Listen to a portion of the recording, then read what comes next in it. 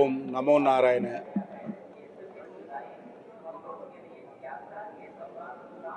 Parliament ఎన్నికల తర్వాత కేంద్ర మంత్రిగా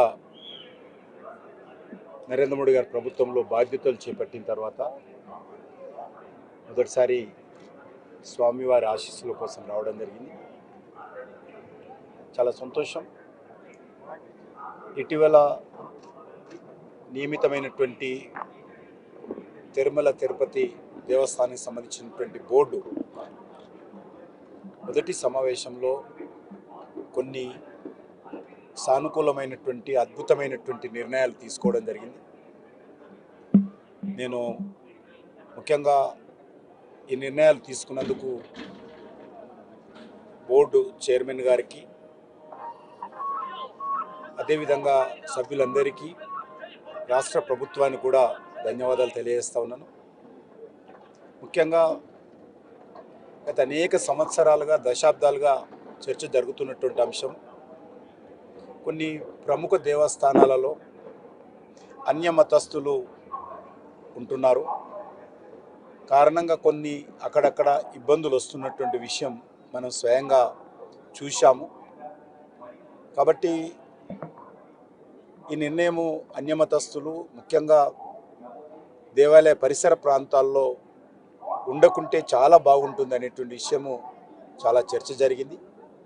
ఈరోజు తిరుమల తిరుపతి దేవస్థానానికి సంబంధించినటువంటి ట్రస్ట్ బోర్డు మొదటి సమావేశంలో అన్యమతస్థులు మరి ఉంటే వాళ్ళను వేరే ప్రాంతానికి పంపిస్తామనేటువంటి నిర్ణయం తీసుకోవడం ఏదైతే ఉన్నదో నేను చాలా సంతోషం వ్యక్తం చేస్తూ ఉన్నాను, హర్షం వ్యక్తం చేస్తూ ఉన్నాను, స్వాగతం పలుకుతూ ఉన్నాను.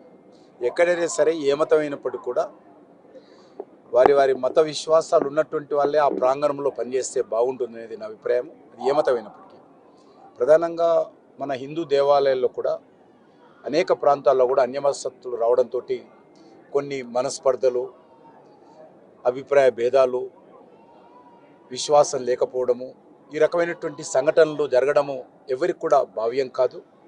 కాబట్టి ముఖ్యంగా మన యొక్క హిందూ దేవాలయాలలో ఈ రకమైనటువంటి అన్యమతస్థులు ఉండడంతో అభిప్రాయ భేదాలు రావడము మరి జరుగుతున్నటువంటి విషయం మనకు తెలుసు. దీన్ని సానుకూలంగా నిర్ణయం తీసుకోవడము నేను మనస్ఫూర్తిగా స్వాగతం పలుకుతా ఉన్నాను.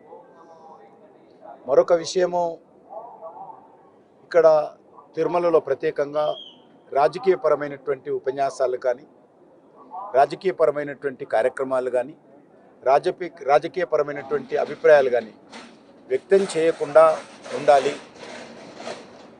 అనేటువంటి నిర్ణయం కూడా ఈ సమావేశంలో తీసుకున్నారు. ఇది చాలా సంతోషము. వాళ్ళ మీద కేసులు పెడతామని చెప్పారు. ఒక కేసులతో పరిమితం కాకుండా ఆ రకంగా మరి తిరుమలకు వచ్చి ఇక్కడ ఉన్నటువంటి తిరుమల నియమ నిబంధనలకు వ్యతిరేకంగా ఇక్కడ ఆధ్యాత్మిక భావజాలం ఉండేటువంటి ఈ ప్రాంతంలో, కలియుగ వైకుంఠంగా పేరు పొందినటువంటి తిరుమల ప్రాంతంలో మరి రాజకీయపరమైనటువంటి కార్యక్రమాలు కొనసాగించినా, ఉపన్యాసాలు ఇచ్చినా ఆ రకమైనటువంటి వ్యక్తులకు కఠినంగా శిక్ష పడే విధంగా చర్యలు తీసుకోవాలి. అవసరమైతే వాళ్ళకి ఏ రకమైనటువంటి భవిష్యత్తులో ఏ రకమైనటువంటి ప్రత్యేక దర్శనాలు లేకుండా కూడా చూడాల్సినటువంటి అవసరం ఉంది. అప్పుడే ఇక్కడ మరి ఆ రకమైనటువంటి రాజకీయపరమైనటువంటి కార్యక్రమాలకు బ్రేక్ అవుతుంది. అది కూడా తిరుమల తిరుపతి దేవస్థానం తీసుకోవాల్సిందిగా నేను మనస్ఫూర్తిగా కోరుతా ఉన్నాను. ఇక్కడ ఆధ్యాత్మికమైనటువంటి భావచింతన ఉండాలి, ఆధ్యాత్మికమైనటువంటి కార్యక్రమాలకి ప్రధానం ఉండాలి, అంతే తప్ప తిరుమల రాజకీయాలకు వేదిక కాకూడదని చెప్పి మరి ఏదైతే నిర్ణయం తీసుకున్నారో దాన్ని నేను మనస్ఫూర్తిగా స్వాగతం పలుకుతా ఉన్నాను. అదేవిధంగా మరికొన్ని నిర్ణయాలు కూడా తిరుమలకు సంబంధించినటువంటి నిర్ణయాలు తీసుకున్నారు. అది మరి ప్రసాదాల విషయంలో కావచ్చు, ఇక్కడ జరుగుతున్నటువంటి మరి ప్రత్యేక పూజల విషయంలో కావచ్చు, వాటన్నిటిని కూడా భవిష్యత్తులో ఇదే పట్టుదలతో మరి ముందుకు సాగాల్సిందిగా, ఇటీవల జరిగినటువంటి కొన్ని సంఘటనలు మన తిరుమల తిరుపతికే కాకుండా దేశమంతా, ప్రపంచమంతా హిందువుల హృదయాలలో బాధ కలిగిన విషయం మనకందరూ తెలుసు. ఆ రకమైనటువంటి సంఘటనలు పునరావృతం కాకుండా మరి ఈ యొక్క తిరుమల యొక్క పవిత్రతను,